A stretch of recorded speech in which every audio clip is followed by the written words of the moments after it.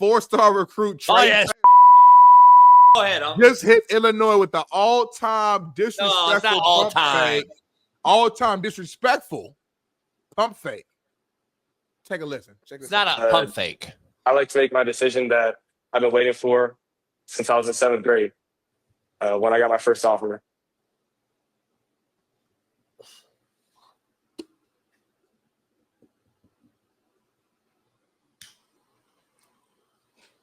I'm going to stay home and go to Illinois.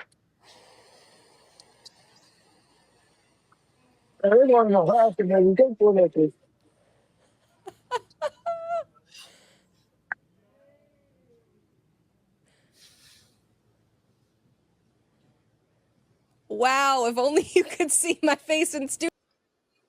That's why I hate white moms. This is What? This was super corny. Like, this is beyond corny. This is BC. This is beyond corny. And I blame the parents and the family members all surrounding them who decided to be a part of this and not check their son, their nephew, their brother, their uncle, whoever his connection is. But hey, bro, this ain't it. This is disrespectful.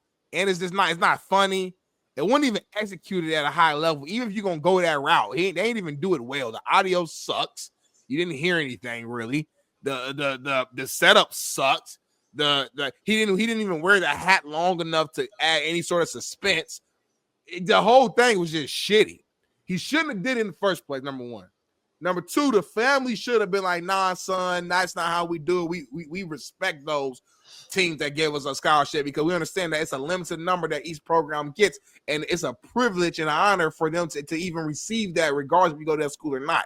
I got one scholarship, homie. Thank God for that. I thank Ball State for the rest of my life for that. And any other offer that I would have got, I would have been the same amount of gratitude. So that should have been there. But then last but not least, if you want to be an asshole and do what you did, at least do it good. It wasn't even good. I couldn't even hear what you said, young man.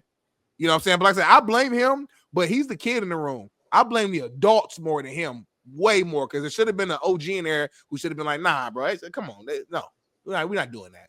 We're not doing that. You want to do something fun and creative? That's cool. Find a way to do that in a way that's still respectful to the other schools.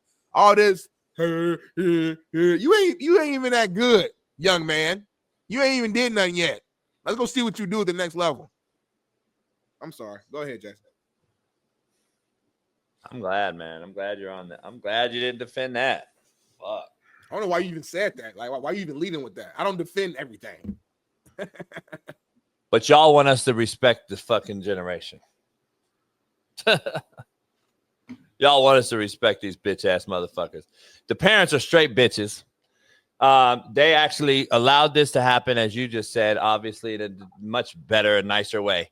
This is so like, this is why you need JUCO.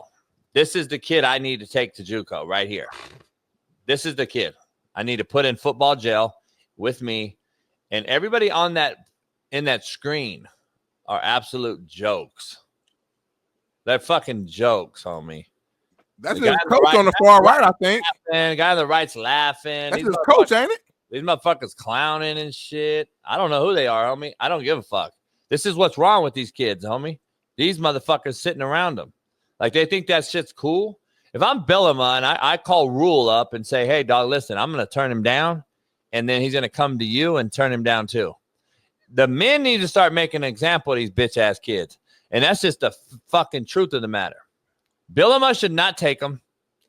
I mean, Rule should hit up Billima. Sorry, I said it wrong. Yep. And say, hey, you know what? I'm not taking him. And then he's going to come back to you and say, fuck you. Like, that's what needs to happen, homie. Like, that's the truth. And this is the problem overall. This is the big picture of the problem. This kid is going to transfer right now. This is crazy stats, Smitty. The average kid from high school that enters college football on a football scholarship will transfer 3 times. I said it wrong.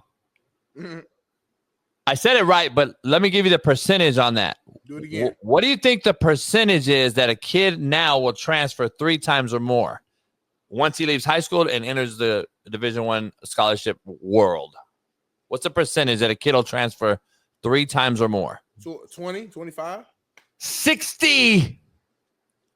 Homie, 60% you're going to end up transferring. That's crazy. Everybody out there needs to have this video in their office and say, nobody takes this kid when he ends up entering the portal. Nobody. Don't take this motherfucker. Like, that's the problem, homie. It's a fucking insane number that we're allowing. You either coach it or allow it, homie. Like, I'm just trying to figure out.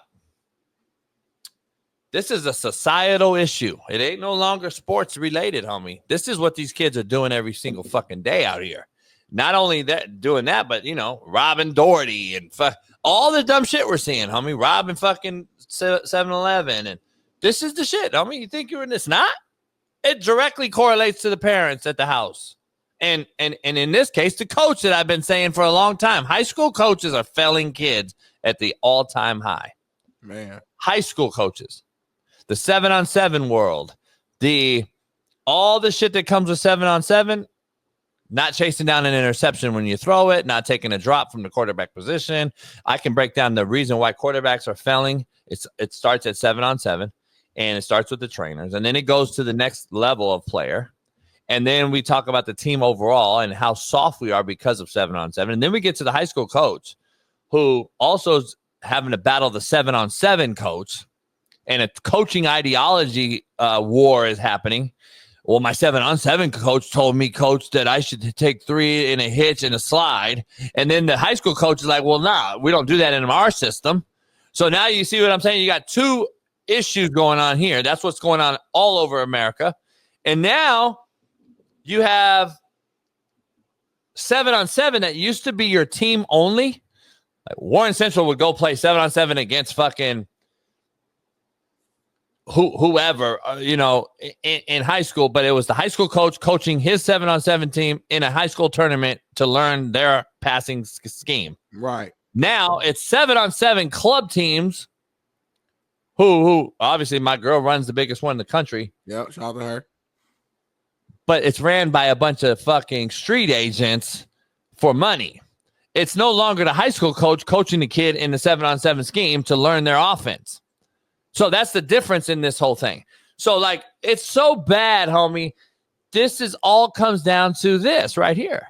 Because, listen, back in the day when you played for the coach of the team in 7-on-7, even though you guys may not understand what I'm saying, this is what happens when you move around and you go from 7-on-7 club team and you play for 4 and 5 different ones in the city that you're in. It's real easy to take this hat off, homie, and throw on this hat, homie. Basically, what you're saying there, you saying like this stuff is starting at a young age and at every level and every piece of their life, whether it's 7-on-7, whether it's high school football, whether it's middle school, whether it's actual high school. Like, every level, they're not committing to anything at any point in their life. So by the time they get to college or the NFL or the NBA, they've literally been transferring and moving around their entire life. Every time something gets hard, every time something gets tough, every time there's any sort of like adversity at all in their lives, they leave. So now when they're done playing sports and they're in the real world and their boss says something that they don't like or they disagree with, now they're quitting and they're job hopping. Their resume says, I worked at this job from May 2025 to July 2025. I worked at this job from August 2025 to September 2025. And they just hop around and it's messing up. Yeah, it's causing issues in society. I get what you're saying. And that's the problem, man. It is deep. That's what these cats don't grasp. It's coaching or allowing it. Yep. See, before, what's happening right now is the coach in America is scared to lose the kid to school B. So he'll kiss his ass and suck his dicks and whisper sweet nothings to this kid and tell him everything that he's not and lie to him to keep him there so he doesn't go to the other school. And really, in theory, we're setting them up for failure because we're lying to these kids just to get them to play. What happens is you lose your integrity, though, doing so. You lose your integrity because when the kid misses practice or the kid misses class and you still play him or start him over the kids that do everything right, you're setting a horrible example for everybody as a leader. And then that translates. And just imagine that happening one time and then times 6,500 high schools in America that play 11-man football. You times it by 6,500. You put 80 kids on a team in general. Do the math. It's over 1 million kids. Now you understand why it's permeating throughout the whole entire country. This is what is happening on a macro scale. We're scared to lose kids. We're scared to teach kids. We're scared to mentor kids. We're scared to coach kids. And now what's happening is the coach is fired more than ever because he's losing, because he loses the kid, because he's lost the integrity of the team, because Johnny transferred and went to Mount Carmel. And now Warren Central's like, oh, fuck. Now I got to go try to get the next best thing. So guess what we got to do is a social media fucking display of fucking ridiculous antics to change hats and fucking disrespect a 4-year school that offered us. And now the D1 coach needs to gather this thing back, man. Some sort of way to pull back the reins and say, all right, now, guess what? You do that type of shit right there, you'll never transfer to my school. And if 132 of y'all, which is how many D1 football teams are in America, do it, you won't have it. The kid won't do no dumb shit like this. It just slaps everybody in the face. These motherfucking kids are so entitled, homie. They act like these fucking scholarships fall off trees. Yep. These fucking entitled kids act like they fucking fall off trees, that they are okay when they leave fucking... Dog, this shit's going to be like this, homie. Even if you sorry motherfuckers play 7 and 8 years in college like they do now, it's still 7 or 8 years goes like this. And you'll be fucking working at Walmart, homie, in fucking 7 years, and you'll wonder why. That's the problem with these motherfuckers. Nobody wants to tell them the truth. That's why guys like myself need to be coaching, but guess what? The pussies of America won't ever allow that. And I just don't want to do it anymore either. So it's a fucked up situation. These kids are being led down, homie. They're being lied to. I think you hit the nail right on the head, homie. I couldn't have said that any better than what you just said.